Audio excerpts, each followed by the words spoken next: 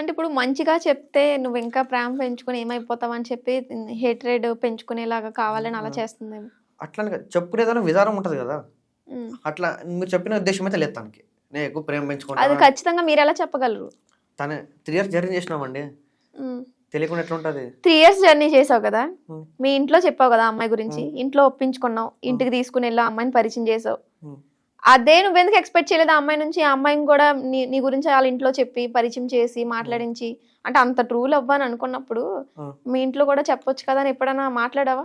మాట్లాడినాం గానీ టైం వచ్చినప్పుడు చెప్దామని తను. నేను గూడా కొద్దిగా చదువుకుంటుంది గదా! మళ్ళీ చెప్పేస్తే ప్రాబ్లమ్ అయితది. నేను గూడా హ్మ్. ఆ మ్యాటర్ గురించి ఎక్కువ పట్టించుకోలేదు. అప్పుడు ఎక్స్‌పెక్ట్ చేసావు కదా! చెప్తే ప్రాబ్లమ్ అయితది అని. ప్రాబ్లమ్ అయితది. ఇప్పుడు ప్రాబ్లమ్ అయితుందనే కదా ఆ అమ్మాయి వదిలేసింది నిన్ను. ఆ! కరెక్టే కదా! నువ్వు వదిలేయొచ్చు కదా! ఇంకేంటి? అంత వదిలేయి అంటే బాధపడాల్సిన మీ ఇప్పుడు సరే నీ లైఫ్‌లో ఆ అమ్మాయి తప్ప వేరే ఏది ఇంపార్టెంట్ థింగ్ లేదు అని అంటున్నావా నువ్వు? ఆ! 100% లేదా? లేదు. నిన్ను ఫాలో అవుతున్న ఆ 1,00,000 అబోవ్ ఫాలోవర్స్ ఏమైపోవాలి? నీ పేరెంట్స్ ఏమైపోవాలి? పేరెంట్స్ తప్ప నాకు పేరెంట్స్ తర్వాత ఆ పిల్లనే అనుకున్నా. అలాంటిది ఇప్పుడు ఆ పిల్ల లేదు. పేరెంట్స్ తర్వాతే కదా ఆ అమ్మాయి. పేరెంట్స్ తర్వాతనే. ఇప్పుడు ఉన్నారు కదా మరి వీళ్ళు మంచిగా. ఉన్నారు. హ్మ్. అట్లని ఇప్పుడు ఏమున్నా పేరెంట్స్ అమ్మ నాన్నతో షేర్ చేసుకోలేం గదా! హ్మ్. ఒక గర్ల్ ఫ్రెండ్‌గా బెస్ట్ ఫ్రెండ్ లాగా ఉండే. అలా ఇలా అని. హ్మ్. ఇప్పుడు మెయిన్ ప్రాబ్లమ్ ఏంటి? వాళ్ళ ఇంట్లో వాళ్ళ డ్యాడీ గురించే మీకు బ్రేకప్ అయింది. వాళ్ళ డ్యాడీ గురించి బ్రేకప్ అంటే హ్మ్. బ్రేకప్ అయితే తను బాధపడాల.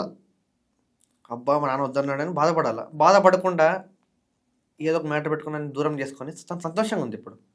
ఓకే. వాళ్ళ ఫ్రెండ్స్ ఇప్పటికి నాకు ఫోన్ చేసి చెప్తారు. హ్మ్.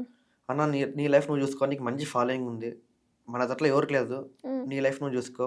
తను మంచిగా హ్యాపీగా ఉంది అని. అవన్నీ నీకెందుకు ఎక్కట్లేదు మరి? ఎక్కట్లేదంటే తన ముందర ఎవరు నథింగ్ కదా!